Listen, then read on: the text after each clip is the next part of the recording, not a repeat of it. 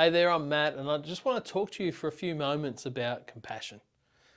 You know, when I'm reading the Bible and reading stories about Jesus, often there's people that come to him with a need, or he becomes aware of someone or something around him where there's a need. And it often says, as you read the story, that Jesus was moved with compassion. See, compassion moves you. So when we understand compassion, it's firstly the knowledge that there's a need, there's someone in distress, there's someone upset, there's someone hurting. And also the compulsion, the urge to meet that need, to reduce the stress, to help take some of that hurt away. So when we are compassionate, we're actually compelled to do something for that person or to meet that need. Many stories through the Bible will tell you where Jesus was compelled because of his compassion to do something for someone. I know for myself, about 3 years ago, I went in for surgery, and I'd always been someone who liked to do things myself, liked to take care of myself, very rarely ever wanted to ask anyone for help, but I loved helping other people.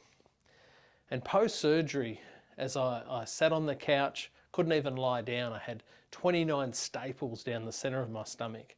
It was like someone had put a zipper in, and I could not lie down. I spent the whole time on the couch, and I had to watch as people would bring meals over and check in and help out. And my poor wife was running the business and looking after the household and trying to take care of me, and I'm not a great patient.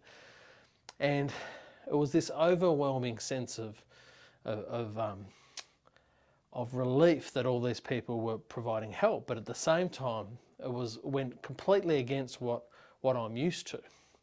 I had a great friend, Anthony, pop around and just check in on me, and he sat on the couch and we're chatting, and he said, "Is there anything I could do for you?" And there was, but I didn't want to ask him. I'm not the kind of person that likes to ask for help, but I knew I had to because my wife was doing everything, and she needed people to do this for her.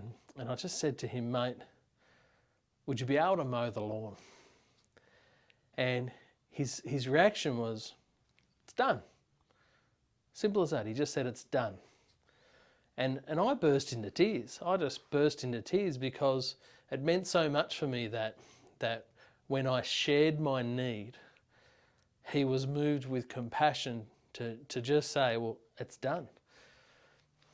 And I love that about him and about all those that bought us meals and took care of us, that they were moved with compassion to take care of me and look out for my wife and my family. But quite often we need to tell people that we're struggling. We need to tell people that we have a need. I remember chatting with a young lady who had stopped coming to church and distanced herself from her Christian friends, and I asked her, "What happened? Why did you pull so far away from church and Christians?" And she told me that she'd been in hospital and not one of her Christian friends from church had come to see her or check in on her.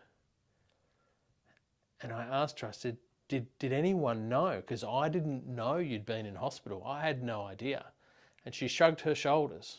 And I said, "Well, hang on, if you didn't tell anybody that you're in hospital, how could anyone care for you?" And I just want to encourage you, if you need anything, if you need help, if you need care, if you're really struggling, reach out. The church wants to help. There's many practical ways the church can help, but it might be that you need someone to talk to pray with you. So I encourage you to reach out and watch as people respond to you with compassion. And I just want to encourage all the Christians out there. We read in 1 John 3 from verse 16 that we know what real love looks like because Jesus gave his life for us. And we're called to give our lives for our brothers and sisters.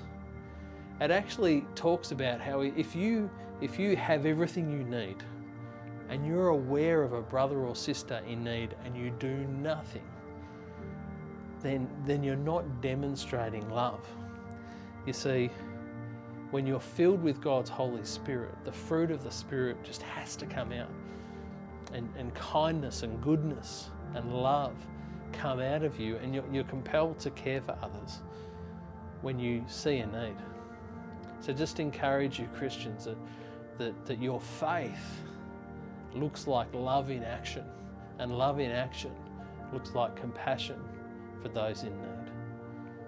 Now, if you want to hear more about compassion, we had a great message from Pastor Michael. You can click on the link in the description and go back and watch that service and hear what Pastor Michael has to teach us about compassion. God bless.